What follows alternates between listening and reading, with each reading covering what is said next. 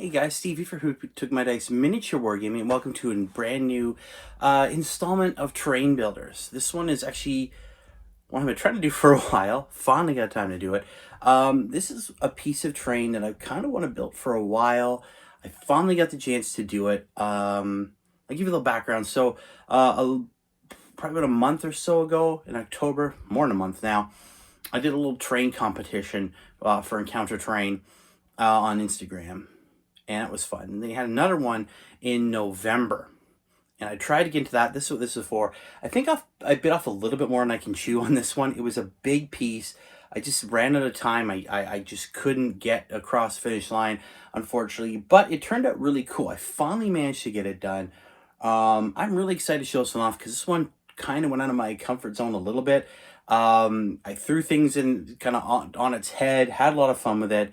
I do a lot of building, even the last one you saw there, lots of buildings, because I like having a nice full table filled of ruined buildings that my warriors can fight across, try and claim. In the name of the Emperor, glory to the Primarch and all that good stuff. But this one is really, really cool. I call it the Behemoth, because it's big. But, so yeah, I'm going to run through it. I'm going to go table down in a second, and we're going to have a little bit of fun with this. Here we go. Here is the Behemoth, as I call it. I'm really, really, really happy how this turned out. So basically, the competition ran this way. You had to have a 10 centimeter by 10 centimeter base, which was perfect. I actually found a tile sample that we had lying around. That's just a empty glue container for super glue. Just flipped it over and glued it on there. I got 1, 2, 3, 4 pieces of pink styrofoam, and some others here for these sort of other just rock outcroppings that I painted up. It's really cool. Again, this is more pink styrofoam here. There's actually a little hole there in the rock, and I'll get that in a second. And these are all just easy. Pink styrofoam, just a little bit of sand on the top, and then a lot of dry brushing.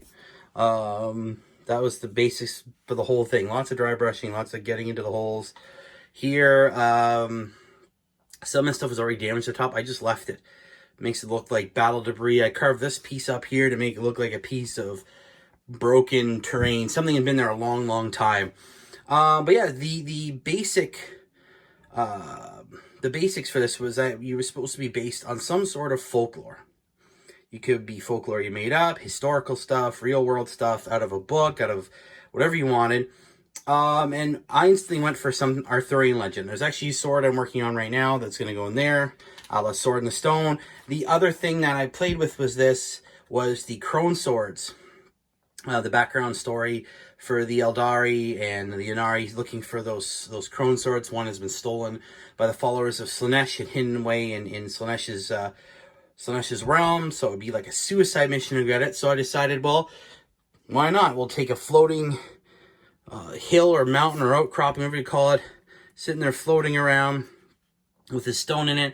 It'd be a cool centerpiece for a table. Put an objective marker there, something to fight over, putting a nice little epic combat right on top.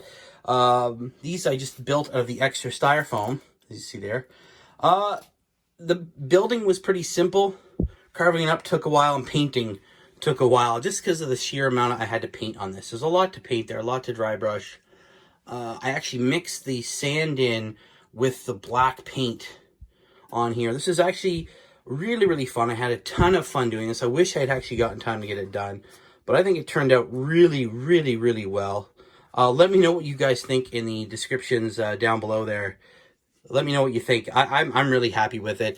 These are just extra pieces, some more I glued together to kind of give a bit of a tower. Some trained troops or whatever could hide behind as they're fighting across the battlefield.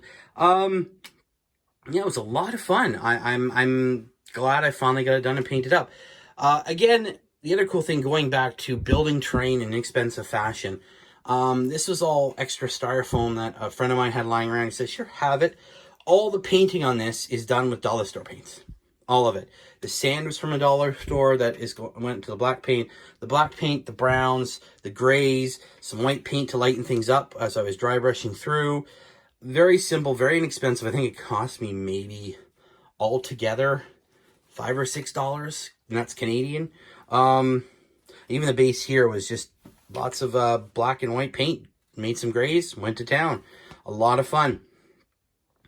Yeah. So, and I would hope, I would challenge everybody, let's say it that way, to try something similar. Make your own really weird, wonky terrain like this. I just decided, you know what, I'm going to go for it. Like I said, I didn't get it finished for that competition, but I am glad I got it done now. And I'm really happy with how it turned out, as I've said.